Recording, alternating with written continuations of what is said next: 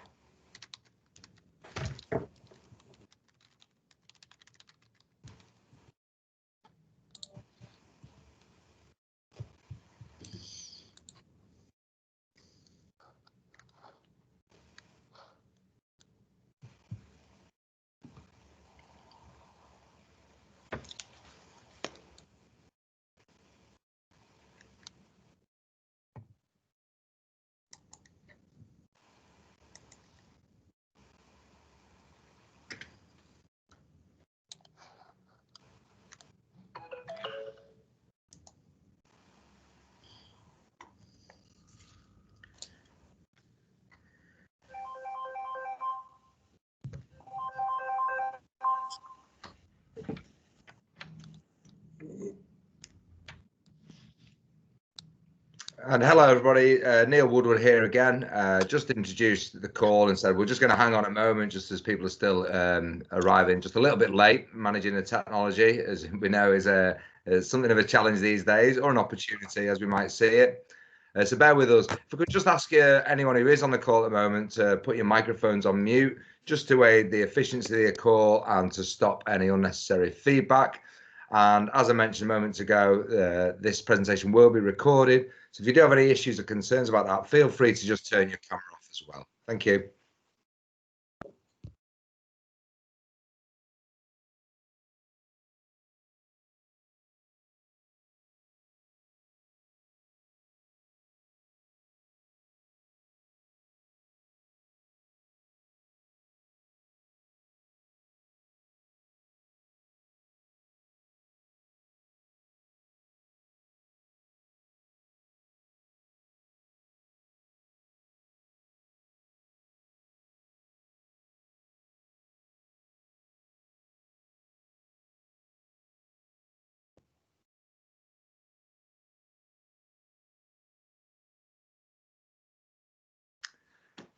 So good afternoon, everyone. Thank you very much for joining our call today for Warrington's launch of the Journey First programme.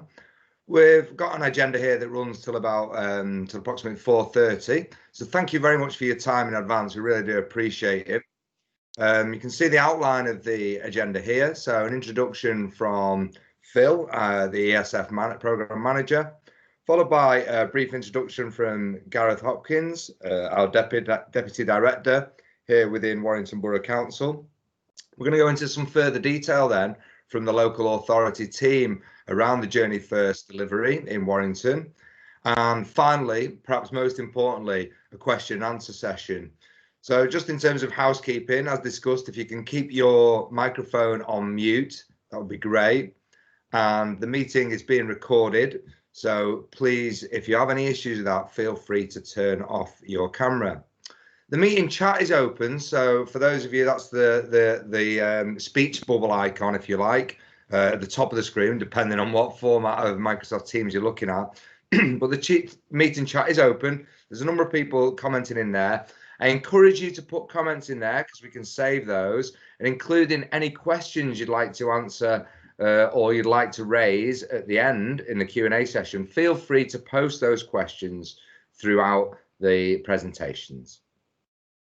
So thanks again for joining. Really appreciate it. So excited to be delivering this fantastic product across Cheshire and Warrington, and of course, especially in Warrington for our service users. If you've got any issues with the technology or connectivity, again, do post that in the chat, and we'll do our best to answer those. One's just popped up about the PowerPoint being shared. We're more than happy to share everything from this presentation afterwards. It'll be shared directly via the people who've registered from Eventbrite, but also we'll post our contacts at the end and we're absolutely encourage getting in touch with us and asking any further questions. Please, please, please. The involvement of partners is imperatively and it's so important to this project. Okay, so without further ado, just like to say thanks. I'm going to pass over to Phil McCartney, ESF Programme Manager. Over to you, Phil. Second time today out of 3 that I've started without unmuting. I'll start again. Good afternoon, everyone. Thanks for joining the Journey First launch for Warrington today. I'm Phil McCartney. I'm the ESF Programme Manager. Just reiterating a couple of things that Neil has mentioned. The call will be recorded. That is for the purpose of the ESF.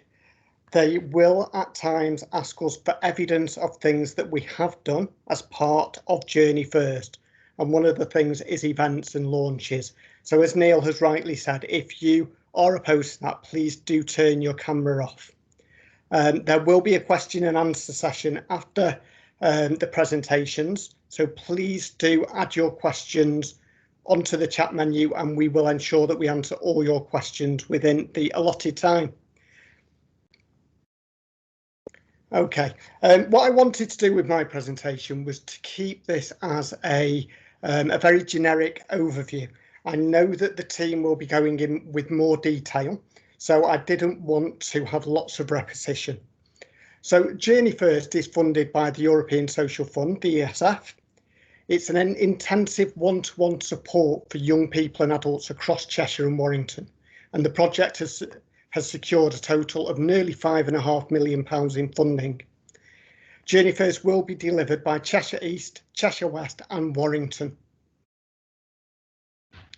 Journey First offers support for young people and adults through support staff working within existing teams across the sub-district. The teams assess each participant's individual needs and focus on a range of complex needs that prevent progression into training and employment. So what does Journey First offer? Firstly, it offers a one-to-one wraparound support. And by that, I mean that Journey First enhances, continues and supports existing provision. It's tailored employment advice, which identifies each participant's skills and goals, helps participants to meet employers while also identifying the career path for them. It helps participants to prepare for the workplace, and it ensures participants feel more positive and confident with their journey. And it helps our participants to be more independent and financially secure. The participants are young people between the ages of 16 and 24, including cared for children and care leavers who are not in a job or in any form of training or education. We support young people with special educational needs and young people who are at risk of becoming NEET. So without wanting to contradict myself, we can work with 15 to 16-year-olds who are identified as who are at risk of becoming NEET. And that's quite rare for an ESF provision to work with that age group. We also work with adults who have a range of barriers to employment or complex needs, including mental health conditions and or homelessness. For our adults, there is no upper age, so we're looking at people of working age. So our outcomes.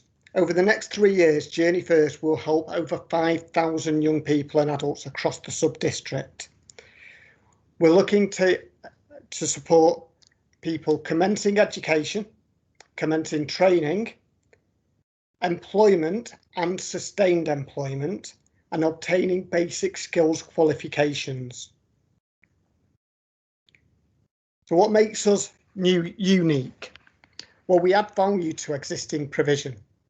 We give a bespoke approach, which helps those on the cusp of needing support.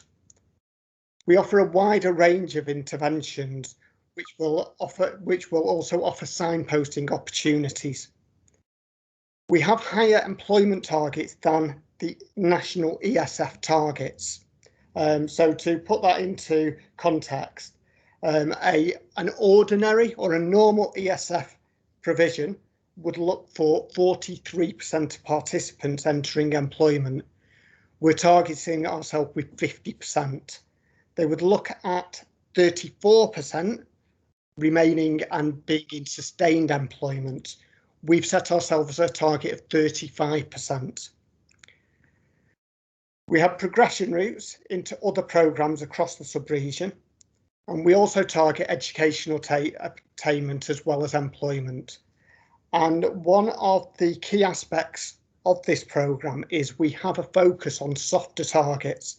So although the main outcome is to support people into education and employment, we have softer targets which we will set as milestones and celebrate upon achievement, which will hopefully feed into those other outcomes. We do welcome you to contact us if you have any queries or any questions. We will be sending out the PowerPoint presentation to everyone who is on this call. What I do want to draw everyone's attention to is our Twitter. Is it a Twitter handle or our Twitter feed? I'm not up with the terminology, but we will be using Twitter a great deal on this programme. So please do come and find us and come and follow us on there. Thanks very much, everyone.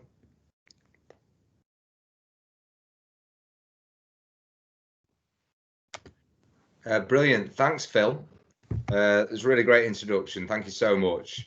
We're now going to pass to Gareth Hopkins, but I've just searched on the participants list and I couldn't see Gareth there. But I'm here, Neil. Don't worry. Oh, brilliant, Gareth. Music to my ears. Just to let other colleagues know, I have had a couple of emails that some people are struggling to connect. Their links aren't working. So I've just sent the link that I had. And obviously the majority of us have managed to get on. So such is the challenges with the technology. And that's why I say we are open to contacting people after the event or running another event, or this will be available online.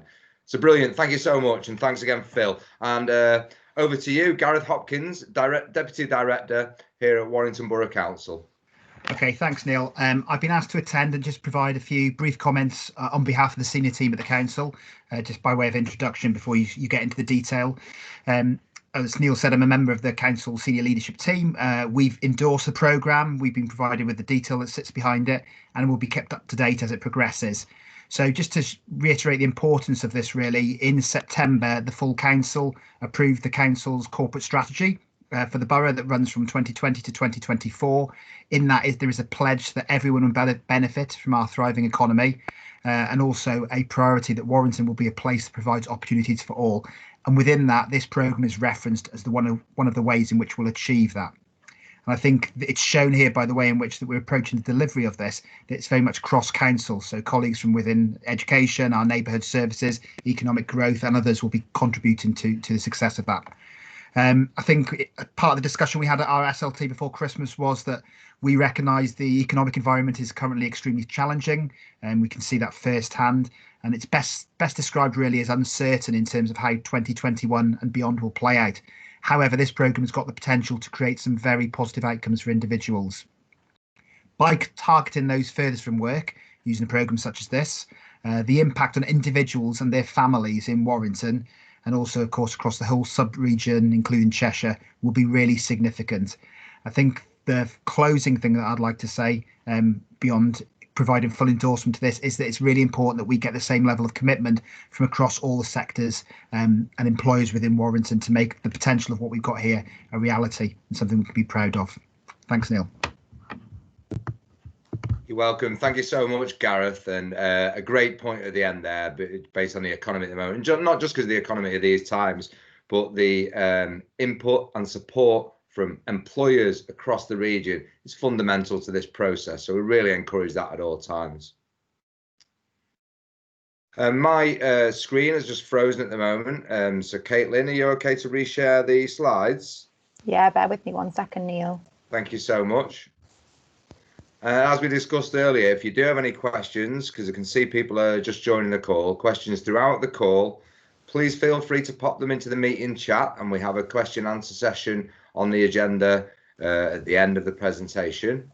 We are recording this, so if there are any issues or concerns about having your screen or camera shot displayed, please feel free to turn off your cameras. And we're just going to reload the slides and continue with the presentation shortly.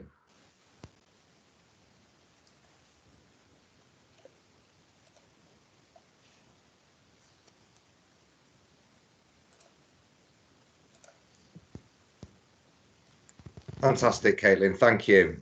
So next we're going to go into some detail of the delivery in Warrington, and myself and colleagues are going to introduce certain elements around that. Tim Smith's going to come up first and talk about the programme. Kate Guys, the structure, myself a little bit more about the delivery, and finally with Joe just to talk about referrals and partnerships. And following that, we will go into the Q&A session. So as I say, feel free to start populating the chat with questions, which we will then review and hopefully answer, certainly respond to in the Q&A session. Thanks very much. So over to you, Tim. Yes, thank you, Neil. Yeah, my name's Tim Smith. I'm Funding and Skills Manager here at Warrington Borough Council. I've been involved in Journey First right from its inception, scoping and developing the projects, various stages of putting the bid in and securing the funding and so on. So I'm delighted to be at this stage now of finally it coming to fruition with the launch event. To quote Bruce Springsteen, it's been a long time coming, but now it's here. Right, Journey First is an ESF project, that's European Social Fund. The first thing to tell you is there is no Brexit implication. The European Social Fund programme will run as planned until 2023, so the funding is secure there. This particular project will run until the first quarter in calendar year terms, so the January to March quarter of 2023, which gives us pretty much 2 full years of delivery.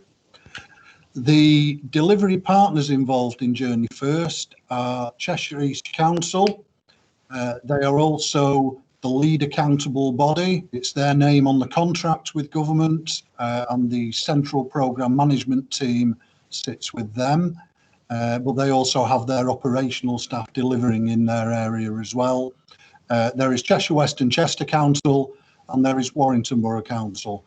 The main reason, I guess, why it's council-led is that when scoping up the project, and when we get on to looking again at who the likely participants are that we're trying to help, it was felt that a lot of these people are already engaged with or known to some of our services, and that councils already employ staff who deal with these people in their day jobs on a regular basis. In ESF rules, we are therefore able to quantify that and say, well, here's our contribution to the project, and that enables us to draw down European funding, which we can use to add capacity in various functions, mostly along the lines of sort of recruitment agent style work that colleagues will go into in more detail in a little minute. However, as well as the 3 councils involved, there will also be a call-off framework to address any specific needs that we're not able to cover in-house. That call-off framework is being developed with an ambition of being as user-friendly as possible, and also to hopefully facilitate easy access to third sector and grassroots organisations, so that we can spread the benefit there, but also, what's that phrase, reach the part that other services cannot reach. Thank you. Next slide, please.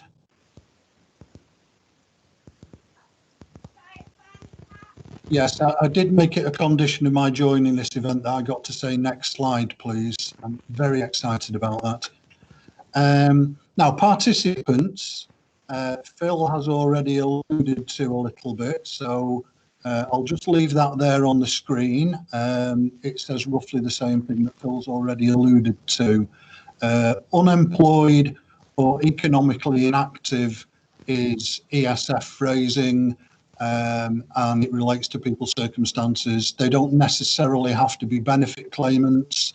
They don't necessarily have to be actively seeking work. They could be, for example, on employment and support allowance in the support group, which in DWP phrasing is where work is not an immediately required outcome, or work is not feasible in the short to medium term, but they would be economically inactive in ESF terms, and we do want to help people in those groups as well to take steps towards and into work.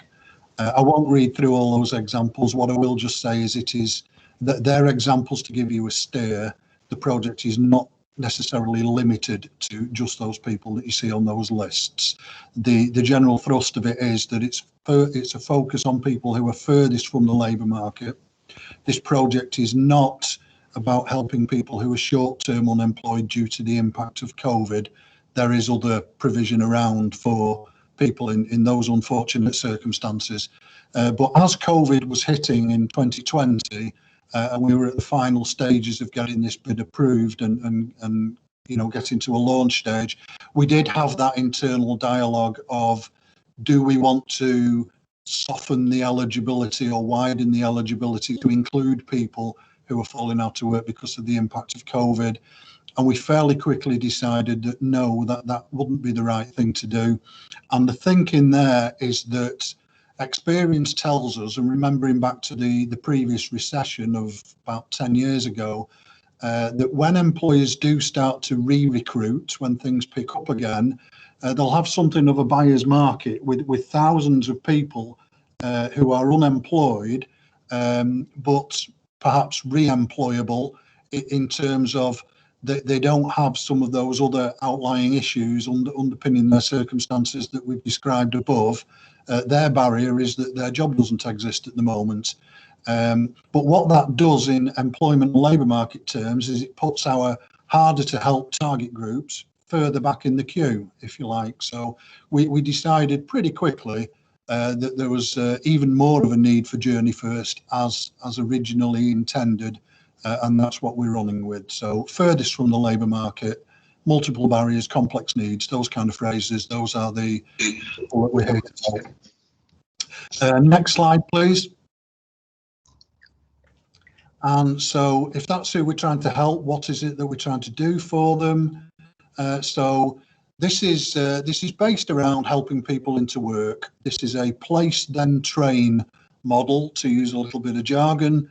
The focus is on helping people into employment, and then we wrap around and we build in the appropriate support that helps to achieve and indeed sustain that. So this is not a project to get people onto I don't know, a training course every Monday afternoon for 10 weeks, and at the end of that they'll get a certificate, and then we'll try and help them find a job at that stage. That model works in some circumstances for some people who need it, and there is provision along those lines out there. Our model is slightly different, and that it's mostly based around employment being the vision, the goal, the ambition.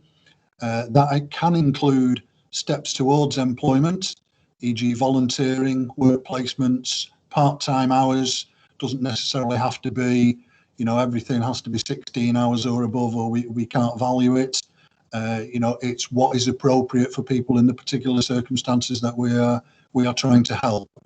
And then in sort of contract management, ESF terms, to quantify that, we have outcome targets that are about people progressing into employment, education or training. Education might be onto, let's say, a full-time college course, or if somebody was, as alluded to earlier, in year 11 and at risk of NEET and they're not engaging in school, then an education outcome would be that they're returning and accessing the full curriculum along the lines of everybody else. So our outcome targets, progressions into employment, education or training, and then the sustainability of people remaining in employment after 6 months. And as will become clear in a little bit, one of the focuses with our new recruits, our new team, is to not just help people into work, but it's to then provide in-work supports both to new employee and to employer to help make it sustainable outcomes, and that's quantified at 6 months. All right, thank you. I think that's me done. Thank you, Tim. My name's Kate Guys. I was going to say thank you back. My name's Kate Guys. I'm Assistant Head of Service for Planning and Participation. And it's the participation part of my role that this is really relevant to. And like Tim, I've been working on this 2 years, 3 years, maybe 4 years from the inception of recognising that there's a gap in Warrington for support and employment. So I'm representing my team here today, and I wanted to talk a little bit more about the structure. I'm going to go back a little bit with regards to the governance, which is Gareth alluded to it earlier about how important this project is for us as a local authority and how much this is actually integrated in everything we're doing. You have your normal ESF structure of governance, which includes a steering group, which Paula Worthington, Tim Smith and myself are on. Paula Worthington is my boss. She would have loved to have been here today, but unfortunately is with Ofsted, and that's an annual meeting and booked in the diary 12 months in advance. Unfortunately, she couldn't make it, but she's a sponsor and very much part of involved in this project. The operational group is Tim, myself and Neil, who's here today as well. And I think what you probably picked up is that we wanted you to see all our faces. You will see all our faces in this presentation, but we're all existing staff within the authority that this is supporting what we're doing already. Within Warrington itself, our own meetings, because all those that I've mentioned are actually Cheshire East, Cheshire West and Chester, don't forget Chester, and Warrington. But within our own structure, within Warrington Borough Council, we have a management team which involves all us that will be mentioned, and I'll pick up that in a little bit. And we will include the dedicated Journey First staff as well. But what I wanted to say very, very clearly is that actually we do have priorities alongside where Journey First is key. And again, Gareth did allude to this, but we're also answerable to the Strategic Equality Group, which is actually chaired by Stephen Broomhead. And we have both Paula and Gareth on that as well as part of his leadership management team as well. So it's very much focused, the government is very much integrated within all our services, and the integrated delivery of that, we are answerable to Stephen Broomhead, who's our chief exec. Over and above the integrated delivery, we've also keep referring to this different age group, this 15, 16 to 24-year-olds and this 25-year-old plus. There's actually two lots, but in Warrington, we made a decision to actually make no differentiation within that. The team will be working with everyone within that. So the referral process into the service is going to be straightforward. The process is exactly the same. We are not differentiating, and I think that's really important, again, that that's integrated. We're also working within all the service delivery teams within Warrington Borough Council. And I will talk a little bit more about how that works, but we're very, very keen, as Tim's already mentioned as well, that we work within teams that are existingly working with people who need support into employment. And the fact that the Journey First sits across all areas, this whole new team, it doesn't just sit in one team, it sits across 3 service areas, shows that, again, integration across the local authority. We've already mentioned match funding as well. So what I would like to say very strongly that this is, oh gosh, I've got back feed on that. No, it's gone now, thank you. I didn't want to hear my own voice. It's bad enough that you guys have to hear it. But with regards to, I haven't moved on to the next slide yet. I didn't even need to say it, and he's back again. There you go, match funded roles. So we are very clearly, this project is additionality. We are already delivering services that support with getting ready for employment, the participation and careers team, Warrington Life team sits within my own team.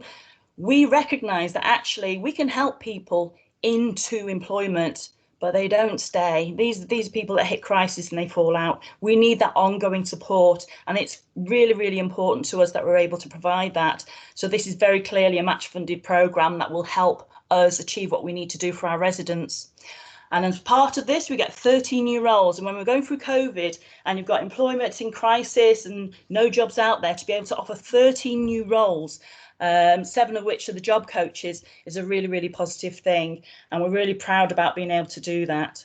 We still have some vacancies in there, but the majority have now been employed. And I'll come on to that next. If you'd like to go on to the next slide. Next slide, please. Caitlin, thank you. So structure, this is the core team. As you'll see, all those roles except for one are already in the council. We're committed to supporting this project. This is part of our roles that we're all linking into this. And I can pick any name there. You can see by the names of the jobs that actually they are all relevant and all supporting this piece of work. We have committed a lot towards this, and we're very, very proud about that fact. We have been meeting on a weekly basis now for months. Just to ensure that we get this right, that we're really, really clear about how we're going to deliver this. The poor new recruit who we're just about to recruit, I think, is the team leader, which is a full-time dedicated Journey First person, and they'll work closely ongoing with us on that. Next slide, please. Right, so these are the new jobs. So you've got team leader, key worker, job coaches, IG officer, benefits advisor, apprentice, tracking and marketing officer, finance and project assistant. Neil will pick up this more in a moment, but we just wanted to show the diversity of those roles. Next slide, please. And there you go. So this actually shows how we are divided across the local authority. Yes, the core team sits with myself, and that's because we need the professional development. We need to ensure that they're trained to a standard, that they're working together to a standard, that they get the caseload management right, and that they get the supervision and the support right. And that's what that is doing.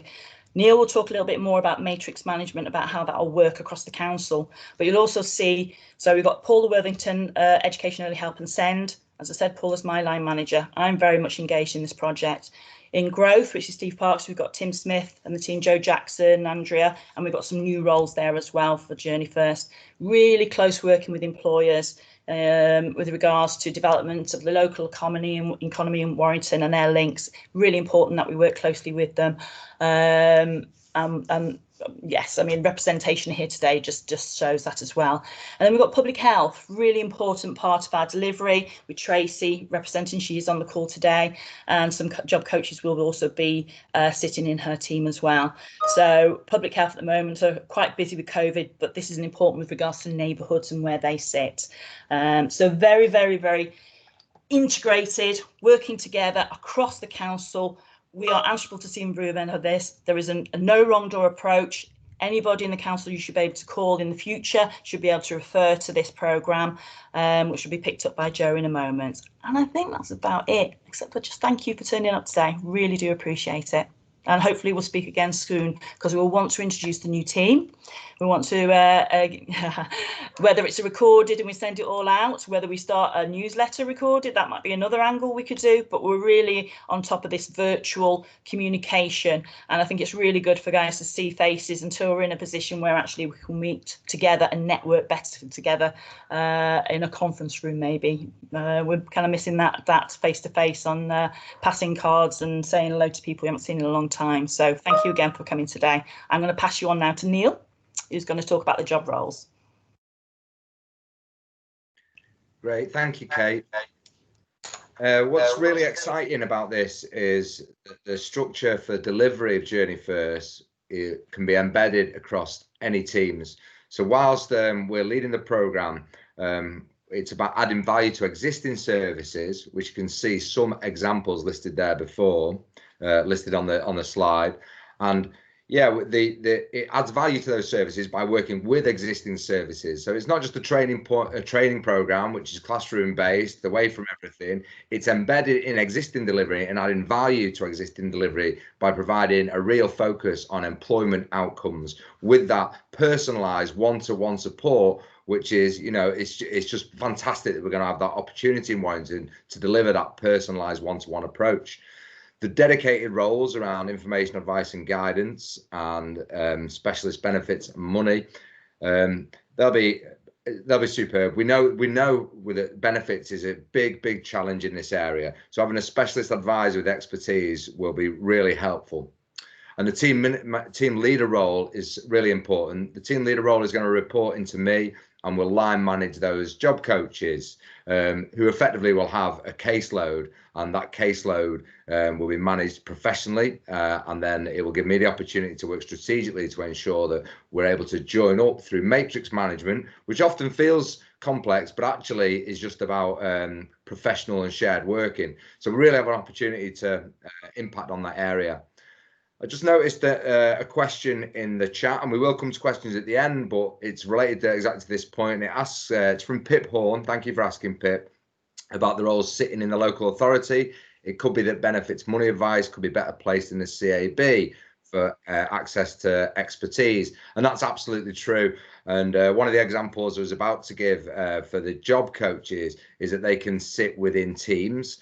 But also any of the roles could sit directly. So we're certainly looking to build those relationships with, for example, CAB and DWP to allow the workers, although they will report through Warrington Council, to be based either internally in separate departments or externally with third sector or partnership organisations. There's lots of flexibility in terms of how we deliver this. So engagement and input from partners is really appreciated. So thank you. Next slide. For me, the most exciting element of this project, of the Journey First delivery, is that we're able to have 7 job coaches employed directly. Peter's asked whether the 2 job coaches are for all over 25s. The simple answer is no. It's not as clear as that. Although it's structured like that on the spreadsheet, through a matrix management programme, we want the job coaches to be allocated where they're needed. So if there's a greater proportion of adults accessing the programme, they will be allocated job coaches, as appropriate. So we're more fluid and more flexible on that. Okay, so the reason I'm so excited about a job coach role is a lot of my work over the last few years has been around developing supported internships in Warrington. And supported internships are for young people with an education, health and care plan who want to work but need extra support to do so. Now, those young people with an education and health care plan naturally have a range of diverse barriers, and those diverse barriers we want to become inclusive. So we want all those, we want to knock over those barriers, whatever they are. So while the supported employment process is typically or traditionally designed for people with disabilities, whether that be physical or learning disabilities or autism, we all know through evidence-based research that this process works for other protected characteristics. So anyone who we might want to work with for whatever reason, this approach is, as I say, an evidence-based and recognised approach. And it's recognised through the National Occupational Standards for Supported Employment, which were revised in 2017. And they actually developed from the 2009 Valuing Employment Now paper. And organisations, in particular, the British Association for Supported Employment and the European Union for Supported Employment, developed occupational standards for delivery of supported employment, where the job coach is the fundamental role within that, because the job coach provides the link between the participant or employee and the employer and joins all those dots together. And they use a standardized process to make sure it's a clear methodology, and the 5 stages you can see in front of us.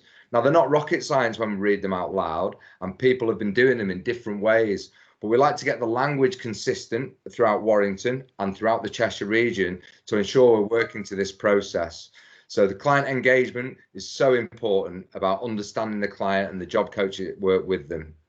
Vocational profiling is a term and an exercise that many people are using, but perhaps under a different term. But it's really fundamental to the process for supported employment within the framework that we're describing. And that will, and really, we'd like to embed that earlier in young people's journeys as part of their annual review, if they are subject to an education, health and care plan, or through their career planning as a statutory service within schools and post-16 institutions. It really gets into the detail about the person's aspirations. It hopefully raises their aspirations in partnership with the job coach, and also does address some of their barriers or perceived barriers and try and recommend and create good solutions. And then on to job finding. going to be difficult. Let's be honest in these times. Yet we do have a buoyant economy in Warrington, so we need to keep positive about that. And the employer engagement process is an ongoing process, including on and off the job support. So the employer engagement about finding work for someone isn't always about finding a traditional 37-hour paid role. It could be, and hopefully that will be appropriate for some people and that will be their outcome. But for other people, just being able to engage or experience the work environment in terms of short-term work experience could be really beneficial. So it's a really person-centered approach and making sure that we respond and raise aspirations. Thank you. Next slide, please. Hi everyone, it's Jo Jackson, the Employment Development Team here at Warrington Borough Council. And I just want to finish off by letting you know about the referral process. And as you can see on the screen, we do have a dedicated email address and a dedicated telephone number for the referrals. The process of who can refer, basically it's anybody. An individual can refer themselves if they think it's appropriate. A lot of the participants will actually already be known to us and they will be part of the local authority caseload. So a lot of the referrals will come from inside our own organisation and extended teams, which is why this is such a good project, bringing so many teams together. And, you know, quite an unusual setup in that so many departments are working so closely together for the same outcome of a successful outcome for the individual. However, external partners can refer if they think this is the most appropriate programme for an individual, and of course Journey First project staff. So if you come across a participant or an individual, it might be that you might actually think that Journey First is a really good opportunity for them and to help them through the process into getting them into one of the sustained outcomes. And when we say sustained, we do mean sustained. So if one of the successful outcomes is to get them into employment, it is making sure that that's sustained as well. So it's staying with them for a certain period as well. Next slide, please. And partnership work, as you've heard from all the other speakers, we cannot do this project without being in full partnership. That's already the expectation is that we will work with existing networks that we already have established, but it might mean that we establish new networks, which can only be a good thing. I know I've seen some of the questions come up about where people will be based. It is a project that a couple of other speakers have mentioned, is that there may not be, certainly for the job coaches, the benefits, they might not have a dedicated place of work at the moment. It might be that they do have to go and work in neighbourhoods. Two of the job coaches are based in the neighbourhoods team anyway, but it might be that they do go and sit in other organisations, third sector organisations, voluntary, where the need is and where people feel it's best placed. It's not a solve all, but it's certainly a place that's a programme that's trying to fill all the gaps. Obviously, the partnership work we already have good links with employers, but that's not to say the list is exhaustive. There will be other databases and other organisations that we can team up with to get the best result for our participants. The job coaches and the key worker are important to the project overall, as they're the face of the project, and obviously on the back of that we've got a good programme management team as well, and overarching, you know, we're accountable to Cheshire East as the accountable body. So there are strong links already. As Kate alluded to earlier, we have had regular meetings, discussions, updates. That won't stop once Journey First kicks in. That will be more important than ever to maintain those links and keep talking together. One of the questions about I did notice is that the duplication about referrals. The system that we've got is set up and geared that the system won't allow for a duplication for the same information to be input. So if anybody's got the same date of birth or national insurance number, the system will highlight that, and we would go back to the referring agency to let them know that the individual is already in the system if they're in the system working with across a couple of different departments. So guaranteed. And again, we will have a monitoring officer that will keep all of that information together, so we will know that there won't be any duplication. So hopefully we can get started very shortly, get all our workers in place, in situ, and get out there. Thank you. Thanks, Neil. Oh, brilliant. Thank you, Jo. Really appreciate that. And thank you to all colleagues from Warrington who've presented there, including Gareth, Kate and Tim too. I'd also want to just thank Caitlin at this point. Caitlin Otway has got the comms lead from Journey First Central at Cheshire East, and she's kindly managing all the slides. So we do appreciate that, Caitlin. Thank you so much. There's been a number of conversations and questions posted up in the chat.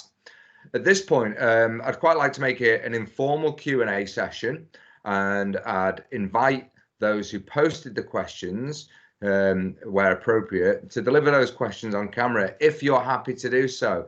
But my suggestion is I'm going to run through the chat and actually look at, try to put a thumbs up on the questions that I've seen go by. I can see a couple of comments there as conversation between Dave and Nubby.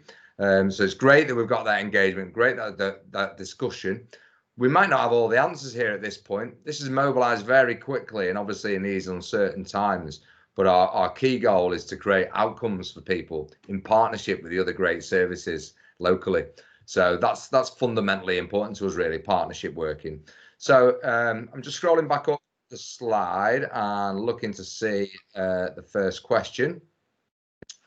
The first question is from Chris, guess, but I think it's Chris Dunn from Youth Justice. Chris, and I think you popped up another couple of questions during the chat. Would you be happy to come onto the call and present your questions so we can deal with them in a sort of conversational way? Yeah, that's fine. That's if I can remember the questions I've put. I just thought it'd be good to actually just keep a record of some of the things that are popping in my head, which will help you when it comes to sort of like your development of the service and what have you. We have a dedicated, or we're going to have a dedicated E2E worker within the Youth Justice Service that's in the Warrington area. Is it a case of that they will continue doing their job, or will we link up with a key worker within your service or this service in order to share responsibility? Chris, I'll do my best to answer that and take the little lead on that. It's certainly a partnership for me.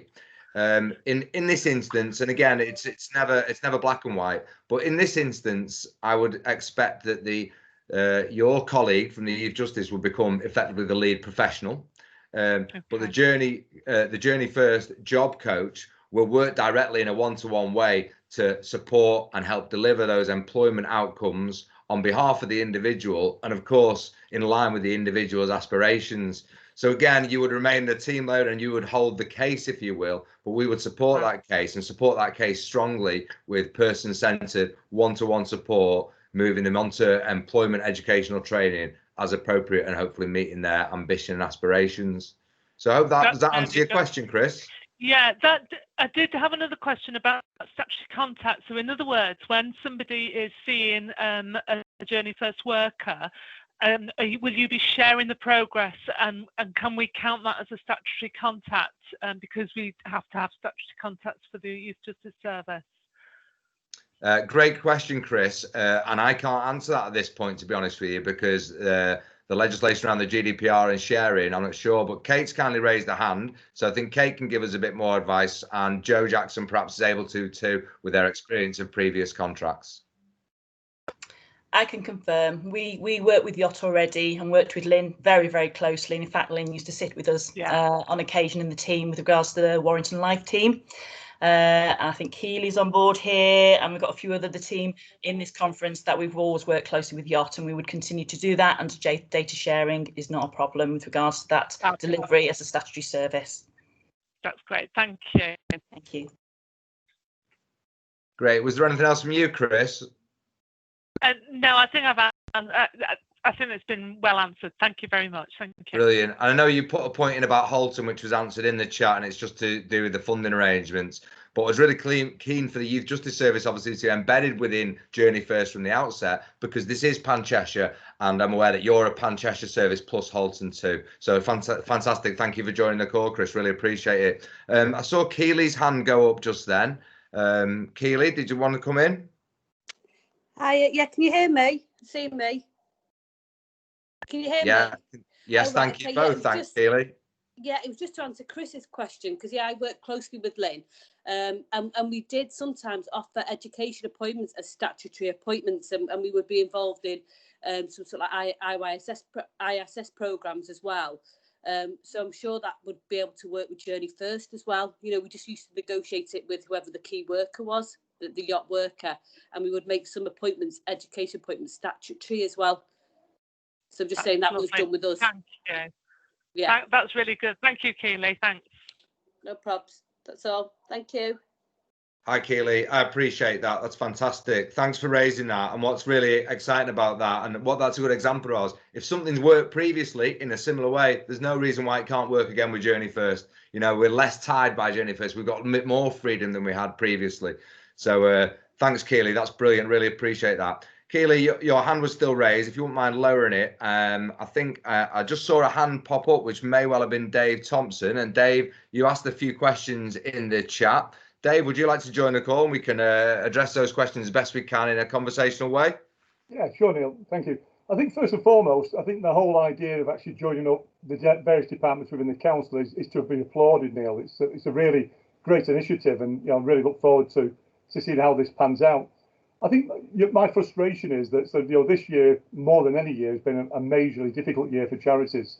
We've actually we've been running the New Leaf project on virtually 50% funding for the last 18 months or so, and Derek Southerncole can actually tell me the exact sort of figures.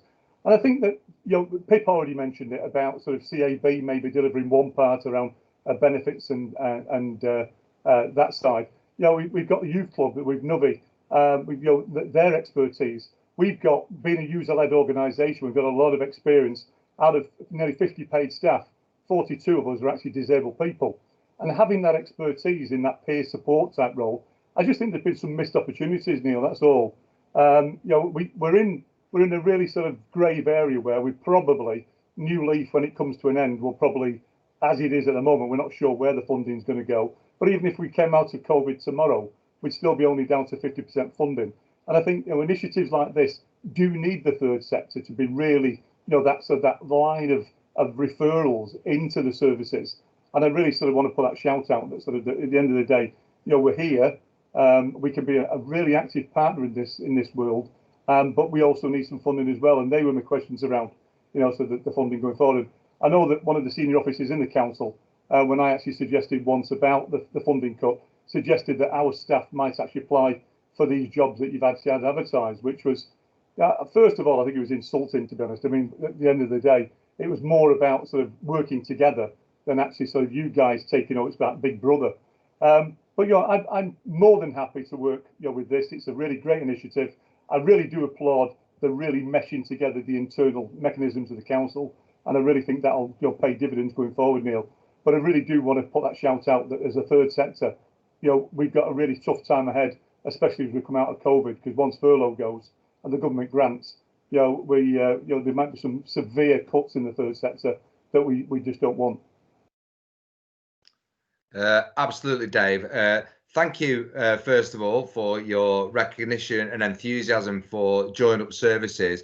And the way you describe the need to work with third sector organisations, it's massively important. You know, we as a council also have challenging funding cuts and have had challenging cuts against provision. So joined up working is incredibly important, and we really encourage that. And thank you. And we all know how important and significant Warrington Disability Partnership is as an organisation to good outcomes in Warrington.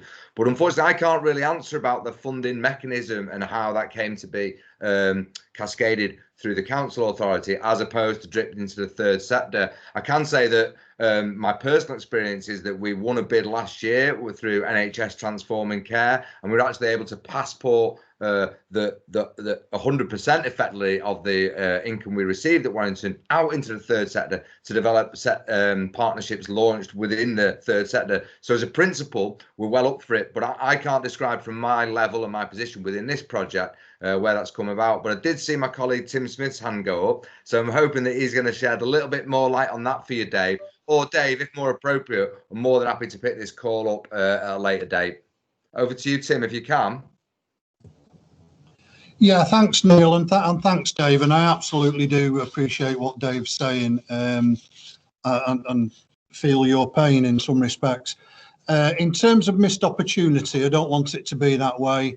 And what we have to do is make sure that the call-off framework that I alluded to earlier works as effectively as we want it to work, and we're not just paying lip service to it. So I know that Phil at the Central Programme Office is still on the call, and I know that we're making progress with that. So I do think there's some very strong possibilities here that you know, the huge and wonderful councils, as we like to think of ourselves, we can't deliver everything, and there are many services and hopefully opportunities out there that we can buy in, for want of a better phrase, on the call-off framework, so that we can get that capacity building sort of benefit spread, and we can reach the parts that we might not have otherwise reached and give the best services to clients. So I want to move, you know, I'll be pushing internally to make sure that we have got a proper call-off framework working, and we have got some opportunities out there to spread some of this funding. Just very quickly, I've seen a couple of questions in terms of the funding model. In very simplistic terms, existing council staff, those that are working on Journey First, we quantify that, we put a value on it. That is our match funding contribution. We are then able to draw down new money from Europe that pays for new recruits. So the new additional money is not going into funding people who are already here doing that work at the council. It's not a budget shifting operation. The new money is funding new recruits. And I think it was Dave asked a question about relationship with New Leaf, and I saw a question from Andy Rawlins at New Leaf as well. Again, in simplistic terms, there will be a grey area in between, but in simplistic terms, the thinking behind Journey First is that a lot of these participants are known to existing services and all that network of different council teams and partners and so on that we've alluded to already. And whereas New Leaf, in the broadest sense, goes out and finds its participants. So that was the distinction from the outset. There will be grey areas in between. In terms of providing the best service for the participants, there may well be examples where a participant comes to Journey First, and after a few discussions, what's more appropriate for them is already being delivered by a New Leaf delivery partner. And so we need to make those referrals and those progressions work smoothly, so that there should be some symbiosis with New Leaf. And just finally on New Leaf, I saw Andy Rawlins asked about proportions expected in terms of people you know already in contact with existing services and so on. We don't have anything in black and white as a target measure, Andy. That's kind of just the general spirit of the programme of what we are expecting, but there's nothing in black and white that says we have to have X% coming from existing known service users and Y% coming from new referrals. That's not inbuilt in the programme. I hope that answers where we are up to now. I'm still here, so come back to me with anything else. Thanks. Thanks, Tim. Neil, just the other side is that we've got a fantastic resource centre here around assisted learning, and I think that's another really sort of like gold nugget we've got that we don't want to lose, and I think it would fit in well with this particular Journey First project. Superb, Dave. Yeah, appreciate that. I mean, Dave, let's be honest with you, your organisation and the resources down at the Centre for Independent Living are fantastic. So the more we can work together for the benefit of all of Warrington's residents will be great. So I'm more than happy to pick up and work out, with yourself and with your colleagues and Derek in particular, who I work closely with. Yeah, I really want to maximise that. So thanks, Dave. I really appreciate that. Thanks, Tim, for that. And Phil, I noticed your hand went up in there. And obviously, Andy from New Leaf did come on with a couple of questions. And it's something that Andy and I have discussed, this relationship between New Leaf, because they could be perceived as similar areas. And there are similar programmes and there are grey areas. Andy, if you'd like to come in and have a little discussion around this, you're more than welcome. Please just come off the microphone and feel free to join in. But I'm just going to go over to Phil because your hand raised. Thanks, Phil. Yeah, thanks, Neil. Really, Tim's just pretty much said in a far more eloquent way than I would have done how I was going to answer Dave's question. What I did just want to add to that, Dave, is that we do have a pot of money available for participants with complex needs, which possibly we need a further intervention to remove those barriers. And that's where we will go down a procurement route to be able to tap into the experience, expertise and knowledge that you guys all do have. So that's something at a later date where the participants are on journey. We've identified their needs. We will be obviously offering that out through our teams, knowing that you offer those services. So please do keep your eyes open for those opportunities. Thanks, Neil. You're welcome. Thanks, Phil. Andrea, you put your hand up. Did you like to come in on this point? Yeah, just to say, just a bit of reassurance for Dave as well. The Warrington Employment and Skills Action Group that Joe chairs, I actually have a mapping document that's a live document detailing all opportunities for all clients, learners, users, whatever you may want to call them. That's already live now and has been programmed for probably over the last 3 or 4 years. Suffice to say, Warrington Disability Partnership have already got all of their current courses and help available. That's already on there, which goes out to probably about between 60 and 70 partners, such as DWP, third sector groups. So we're already well on the way with sharing, with collating those kind of lists. I think this can only just add on to this new programme, and I think it will. Thank you. That's great, Andrea. Thanks so much. I think we can all, I think we're all, we're saying the same thing. We all know it's about effective partnership work, and we've got some brilliant partnerships in Warrington, some great independent organisations, and we work together and come together and share information readily and easily.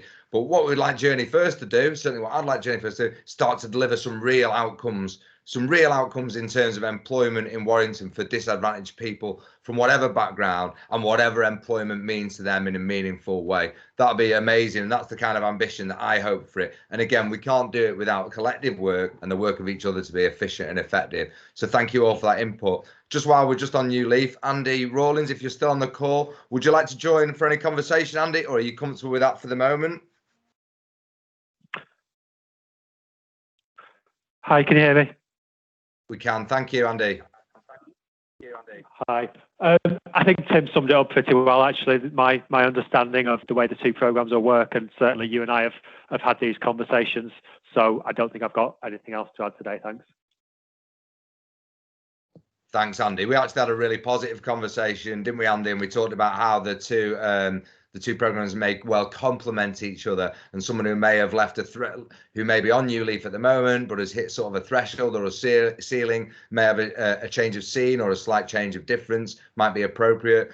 I reiterate again, what's so exciting for me about this project is job coaches, trained job coaches, qualified job coaches, working in partnership with individuals and employers in a really sort of creative way to generate outcomes, you know, and it's a very different resource than we've had before. And it's a resource that we know works. I know one of my colleagues kindly shared that back in the 90s, Warrington was actually one of the leaders for this kind of service in the UK. But the budget cuts and the pressures and the changing demands that we all face working in this kind of sector, they're not easy. So that's changed over time. And the two Cheshire authorities both have a supported employment team, even though it may be a very small team. But we just don't have that in Warrington at the moment within the authority. But partner networks that we've discussed are delivering similar things. By bringing that all together under Journey First, I really think it's an exciting opportunity to make a real difference. And at that point, thinking of people that make a difference, I'd like to invite Novi to ask a couple of his questions, please. I know it's been posted in the chat. Great to see you, Novi. Thank you for joining. Hi, can everybody hear me okay? Fantastic. Okay, so my main question really was, so if we've got young people who've previously been on, there's two questions really. If we've had someone who's been on a supported internship and that's not worked out for whatever reason, can that young person still then be referred onto this new programme? I'm going to come straight in that, Novi, with the most enthusiastic absolutely. I ever can, because as you know, I sort of hold responsibility from the council's point of view for supported internships in Warrington in the area. And we already see that as a transition, because even by gaining great experience in the workplace, they don't always get a job within that workplace. And often that is then the cliff edge for them. So we really see Journey First as a super positive transition for those who are on a supported internship, but also those young people who need a similar kind of program to a supported internship, but may not have been able to access it because you have to have an education, health and care plan for the SI. You can get a similar style of support. You know, it's not education, it's work, this support, work as appropriate to the individual. So it's very similar to the SI model. So it can be used both in partnership or independently to drive those employment outcomes. I know you had another question, Novi, so fire away. Brilliant, thank you. So basically, Neil, the other one would be, you know, you mentioned previously that if you've got young people who are year 11 still, you know, I've got a couple of young people on my caseload, year 11s, you know, they're kind of struggling in terms of what's going to be happening next in terms of the whole situation with college, work, apprenticeship, so on and so forth. What would be the opportunity of referring a young person who's obviously still in education to this project? Would that be feasible at all?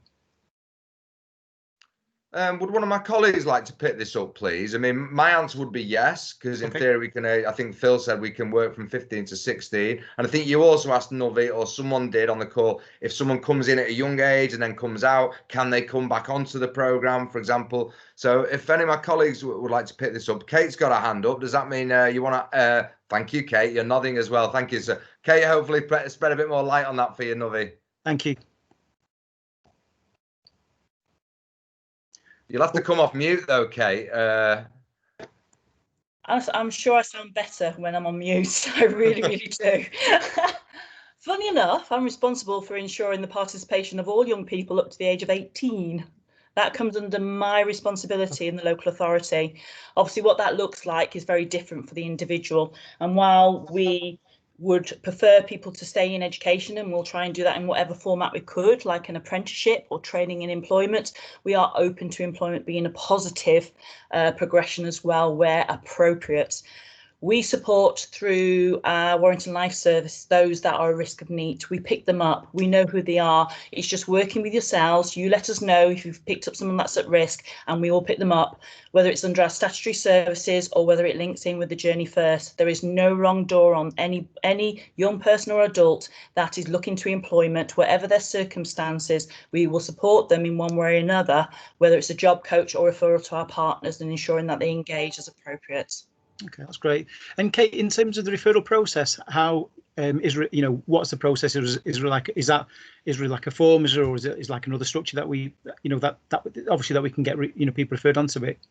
Yeah, and we'll roll out that there is a form, there is a referral form. What we would say is that we will build up relationships that can be just a telephone call based on those relationships, or through the central telephone line or the email. You send through, say you've got someone that is appropriate for this course, and we'll call you back and we'll have those conversations with you. That's brilliant. Thank you.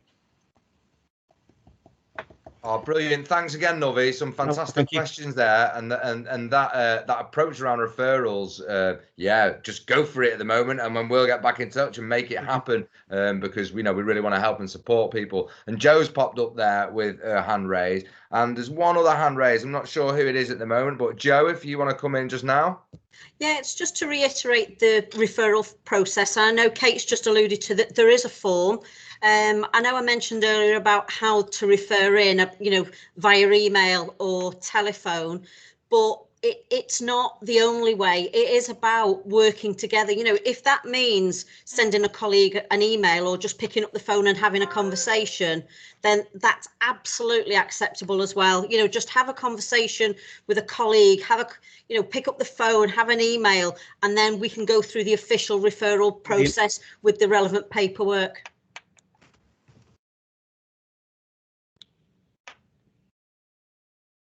Brilliant. Thanks very much, Joe. Cheers. Joe, do you mind just lowering your hand? If anyone else has got the hand raised and I haven't picked it up, would you like to just come in at this point? Oh, hi. I'm Denise from Realise Training. I work in partnership with you quite closely now. I'm just wondering, when is it you actually, I may have missed it, I had to go off on a phone call, I apologise in the middle. When is it you'll be taking referrals, and what is the actual launch date? No problem, Denise. Great question. Yeah, and we answered all that while you're on the phone call. Have I missed that much? You missed that much, yeah. No. This program is mobilised rapidly. We're taking referrals now. The process is as simple as Joe's described it. Get in touch with us, through directly or through the Journey First referral process. Let us know about them. We'll get back to you, and if we need further details, we'll talk to you and ask you. So we're ready to go. And because the program is about one-to-one support, it's a process. I mentioned that 5 stages of supported employment, so it's a process, and the process will start by building those relationships. Our job coaches are just coming in post, so we maybe have to be patient as we might be a bit of a slow start. And of course, we've got the challenges of COVID, which do slow things down in terms of engagement and stuff with people. But other than that, Denise, in theory, please put someone through, and then we can move forward with that, if that's all right. Yeah, I'm just thinking of some learners that have finished with us recently, and because of COVID, you want to keep them interacted. Brilliant. Some additional support would be spot on for them. Denise, I'm absolutely, applauding that comment, really, because anyone who is coming towards the end of anything, Nuvi mentioned supported internships this year because of COVID haven't generated the employment outcomes we would hope, or they have in the previous couple of years. We see Journey First as a positive transition to ensure ongoing support in line with other services, of course. It's not about doing it on its own. It's in line with other services and partnerships that may well be universal services, such as those delivered at the job centre. But yes, please, Denise, please, anyone you're thinking of, please do refer them. We'd love to support them if we can. Oh, brilliant. Okay, will do. All right.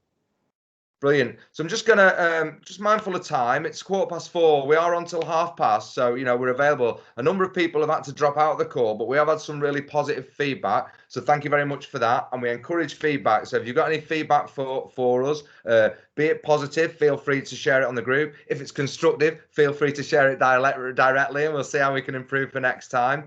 But also just want to point out that Caitlin has dropped the link to the Twitter feed into the chat, and would like the chat to we'd like you to engage with our social medias wherever possible. That'd be fantastic. And we've got our contacts on the end. Okay, so we're still here, and I'm just looking down to see if there's any other questions. Sorry, I heard. Yeah, hello. Hi, I can't put my camera on for some reason. My name's Jill Taylor. I'm an employment and training consultant based at the Drug and Alcohol Service, CGL. Yeah. So just going on with the partnership working, really. We're public health funded, so there shouldn't be any issue with match funding or anything. Unfortunately, my programme basically recruits, we don't have our own funding to access. So we do work well in partnership with New Leaf already. So working in partnership on this programme would be brilliant for some of our service users. We're 18 plus for our service users. And also you might already, because you've taken referrals within, you might already be working with some that we're not aware you're working with on this side of things. Obviously with the treatment side of it and the substance misuse, the key workers might be aware of it, but for them looking for these sort of outcomes, this is sort of the job that I sort of do as well. So there might be a crossover, so we could be working partnership there if we identify, you know, if it's identified you're already working with them, or if I can refer in to yourselves for some extra support for these service users. And I can be sort of the link in between us and the key workers, which sometimes helps giving a bit of feedback to like where people are at with a journey regarding their maybe substance misuse or the journey to recovery. Great, Jill, thank you very much for making those comments and making those suggestions. Yeah, to reiterate, partnership working absolutely key. When someone is with a specialist service, for example, drug and alcohol, and they have drug and alcohol misuse, our job coaches aren't going to be experts in drug and alcohol misuse. Our job coaches are going to be experts in engaging a range of different people and giving them appropriate support to get into work, whatever that work looks like. So they will be reliant on that work with specialist services, if you will. So working together, absolutely, and vice versa. If the offer is there from yourselves to provide specialists for support for some of the participants that come through that might need additional support in areas, we will certainly be referring into other agencies that provide that support, as you mentioned, for example, around drugs and alcohol. But we've got war veterans, for example, on our protected characteristics, so the kind of support that that they may need around PTSD, for example. We will certainly need specialist workers across health and social services. So we're looking for that joined up approach. So absolutely, Jill, just just thank you very much for raising that. We're well up for that, all those partnerships. Joe Jackson's just raised a hand, so over to you, Joe. Yeah, just to reiterate with Jill, because Jill sits on WESAG as well, but it's just to confirm to Jill and everybody else as well that within the Journey First programme, there will be a key worker to make sure. So, you know, whilst the job coaches are absolutely crucial to the success of this programme, there is a key worker who will sit within my team to ensure smooth transition within other departments as and when they need, or other departments. So again, conversations will be had right, to ensure that it is as smooth as possible and we're not leaving anybody behind, or we're not missing opportunities. So the key worker will be, you know, a key role as well.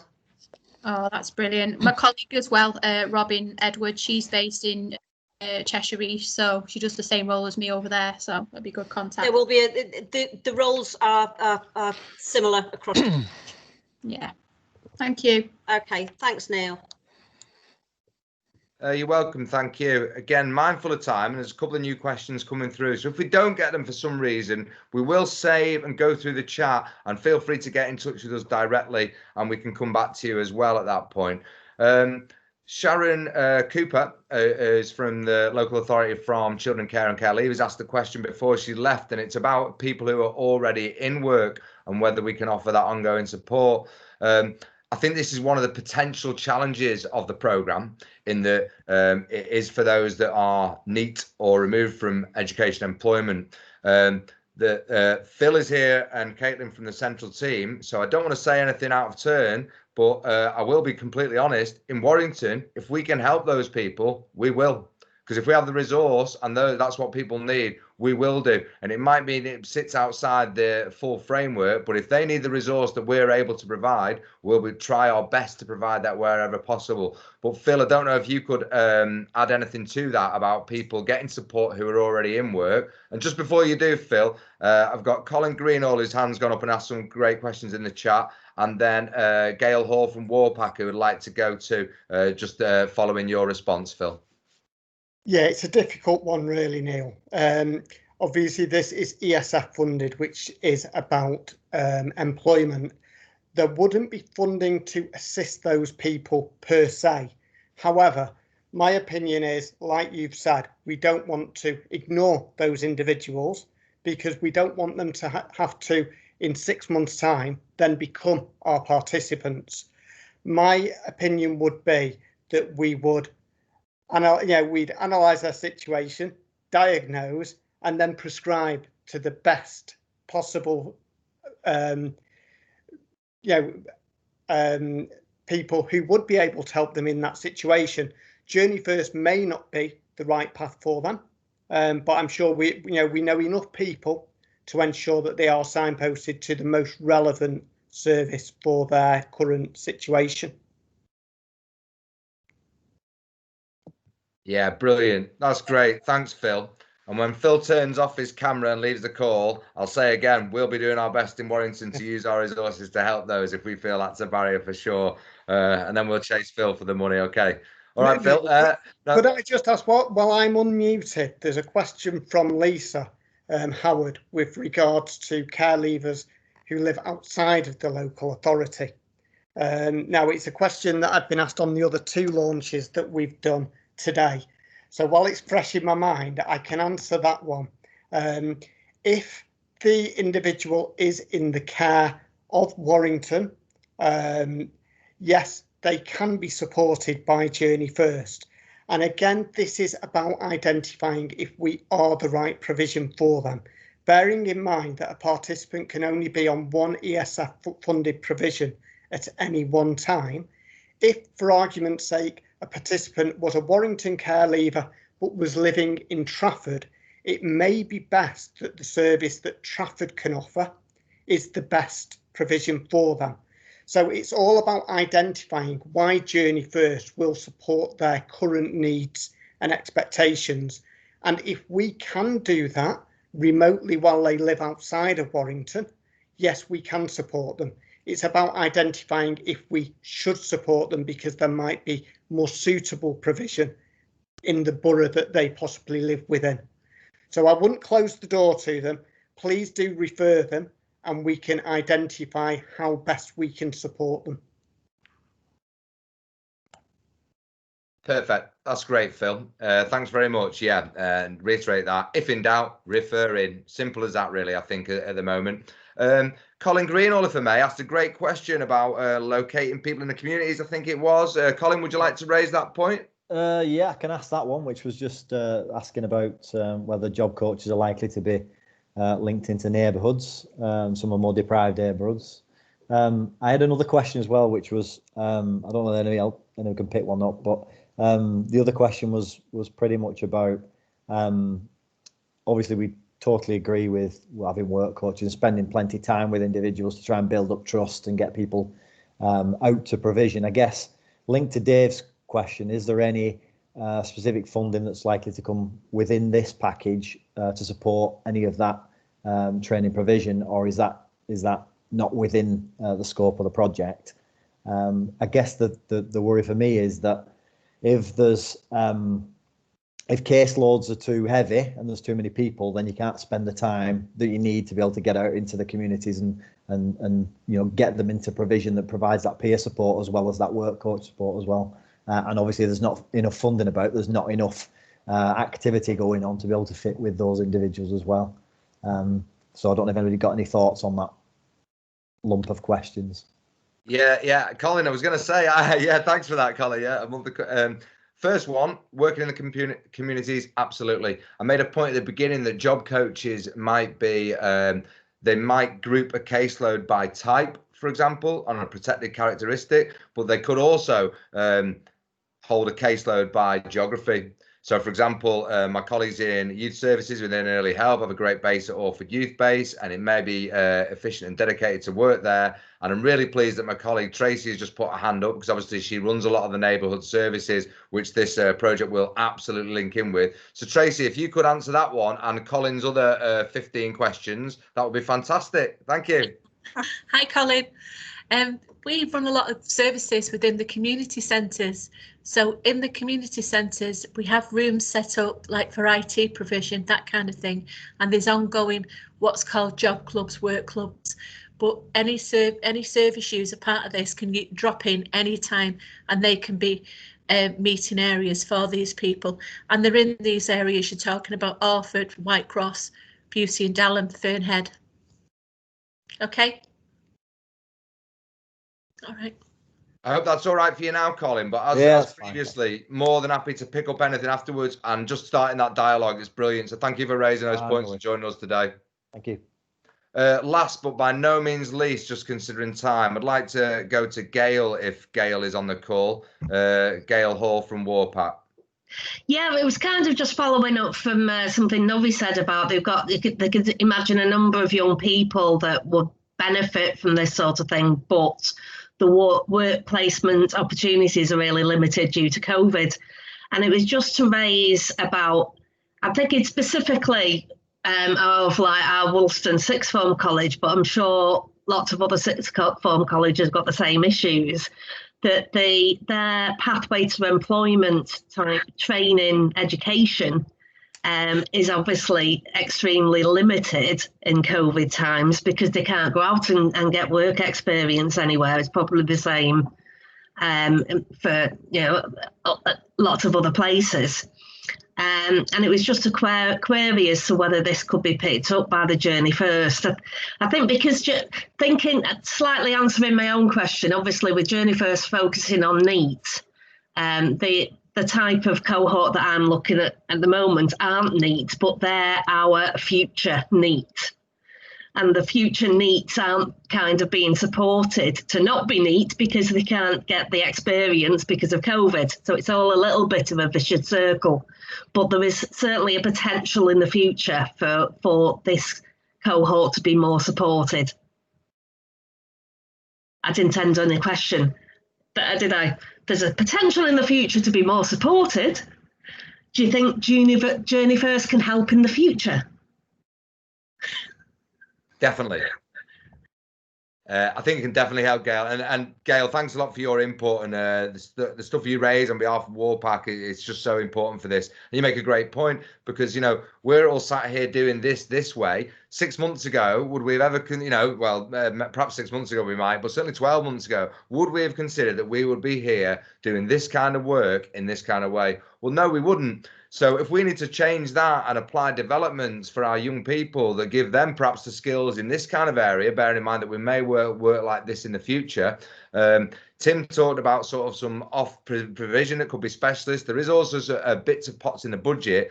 But as Joe and Tracy have said, we've also got other services that are already working. If we need to create sort of a new sort of training service, because Journey First is focused on employers, and once we have those challenges with employers, we're going to have to cross those bridges, Gail. And it might be that somebody starts in a role that would have normally been a face-to-face role, but they might do it this way. And the job coach perhaps is then supporting them to feel confident and comfortable using virtual platforms such as this. But we're going to, develop those as we go. But there's definitely opportunity by connecting the dots with the services and the resource available within the services to provide some specific training and support as required. So I'd be I'm quietly confident about what it can deliver because it's so challenging for all of us, but I know that it's been so positive engaging with partners and already talking about the people who already got lined up for referrals. So I hope that sort of answers your call, Gail, but it's something that I see us developing in partnership, which is always the best way for me. Thank you for the thumbs up. All right, so at this point, it's just coming up to past, and we said we'd finish at past. So if anybody's got anything burning that they feel we haven't picked up, please do post it in the chat just now. And we promise that we will take the chat and review it. I think Caitlin's about to share our contact. So that's everybody who's presented here from the local authority, myself, Tim, Joe. Jill, who hasn't presented today but is part of the team, is very experienced in contract launches and apprenticeships and pathways to employment through education. And Tracy, of course, from the neighbourhoods team, who also deals with financial inclusion. Don't hesitate to get in touch with any of us. Certainly don't hesitate to make a referral for individuals through the pathway, or make an inquiry about it directly to the Journey First contact as well. So I'd just like to thank my colleagues who are on the call. My colleagues Phil and Caitlin, Cheshire East, Journey First Central, for hosting this. But most importantly, I want to thank everybody who's been on the call for their time today and their input. And we look forward to working together in the future to develop employment outcomes in Warrington and really make Warrington a hub for inclusive employment, both in the region and across the country. So thanks ever so much. Thank you. Thank you. Good luck.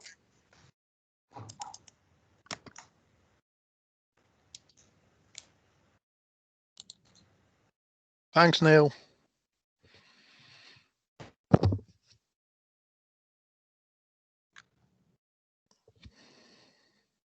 Thanks, Neil. That was brilliant.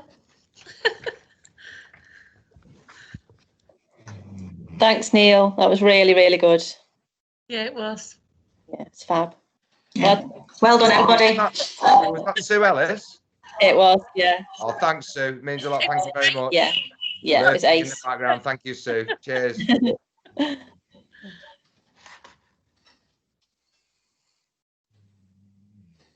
think it went really well. Yeah, great. I think some people are likely to stay on the call a bit, Tracy. So if we're going to get into any sort of debrief, we'll do it. We'll do it in a separate room if that's all right.